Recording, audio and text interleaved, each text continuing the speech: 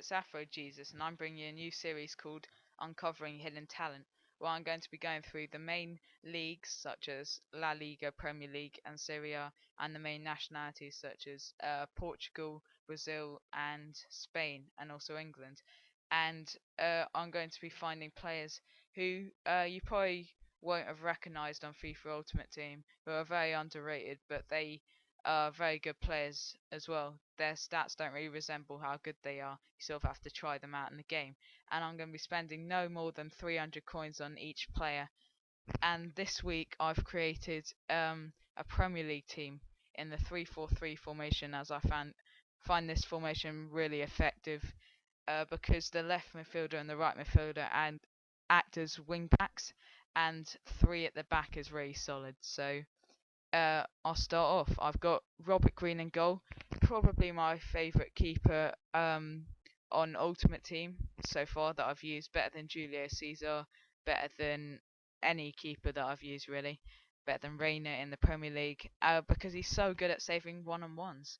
He saves 8 or 9 out of 10 one-on-ones, and he really is great. And his reactions are really good as well. I think like all headers, he just stops from point blank range, even if they're like 3 yards out. So he's a really good keeper to have at the back, and I can always rely on him. On the left hand side of my back three, I've got Phil Jagielka. Now, Phil Jagielka is a very underrated player. 80 overall, yeah, I've got him for 300 coins. And that's because his stats don't really resemble how good he is. I mean, they're not too good overall. His defendings and headings 78, but it's not great. But in the match, he really is a great player. He covers a lot of ground quickly. He's good in the air, and he's an overall solid player. In the centre of my back three, I have Yunus Kabul. He is an absolute monster. He's 6'2". He seems about 6'8". He wins all the headers in the air, and he's got decent pace as well. And his strength must be like 100. I mean, he shoves everyone off the ball. He really is really effective at the back. So I do like having him, and I can rely on him a lot. On the right hand side of my back three, surprisingly, I have Squillaci. He's 81 overall. He's really poor in real life, but on FIFA Ultimate Team, he's a really good player, really solid, sort of really underrated player. But the main stat that stands out is his 84 heading. Now he just dominates all aerial battles, and he's really useful from goal kicks and corners, whether it's scoring or defending them. On the right hand side of my four midfielders, I have Park Ji-sung. Now, Park Ji-sung is really good in this position due to his high stamina, because he sort of plays as a right wing back, so he needs to go back and forward, and so he needs to cover a lot of ground. But he's also really good going forward due to his 82 pace and 80 dribbling, so he's really effective both going forward and backwards.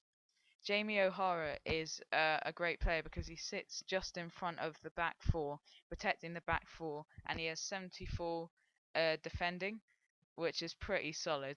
And but he also has a great left foot on him, a great shot. His power must be like 90 or something because he can smack it really hard, although he only has 79 long shots. So I really like to play him there because he just protects the back four. Whilst Leon Osman, who is my other central midfielder, um, who I compare to Xavi, goes forward. Now he is 5'8", yet he can outmuscle quite a few big blokes off the ball. And he's got good pace, good dribbling, great control, and he's got a decent shot on him as well. So he's a really good player to have just in that role there. And he's got good passing as well. So I really do think he's like the replica of Xavi, the cheap version. On the left-hand side of my four midfielders, I have Morten Gans Pedersen. Now, he's there due to his unbelievable 92 long shots and his amazing free kick stats, which are, I think, at 83, 84, 87. And he's just an absolute machine down that left-hand side. He can whip some unbelievable balls into the box for the tall Joe to head in. But his free kicks really do stand out, and his long shots really are quite amazing. I really didn't expect that from him. On the left-hand side of my attacking trio, I have Stuart Downing, probably the most underrated player in this team of underrated players.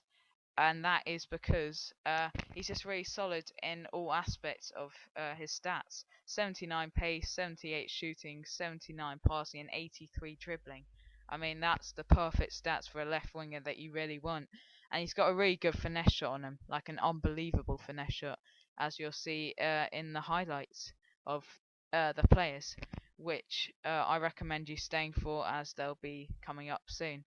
Um, on my uh, center of my attacking trio, I have Joe. Now, Joe's there mainly due to his 4-star skill moves, but he's also 6'2", so he's good in the air, and he's also pretty strong. So usually when you do skill moves, the players are quite weak and they get shrugged off the ball when you do a skill move, so it's pretty frustrating. But not with Joe because he's really strong. So when you do a skill move, he keeps hold of the ball as well, so he's really effective. And he's got good pace as well, 82 pace and 80 dribbling. So he's a really good all-round striker to have in the team. My favourite player plays in the right wing position, and that is Hatton Ben Arthur. Now, Hatton Ben Arthur has 5-star skill moves, and I think he can do the Rabona as well.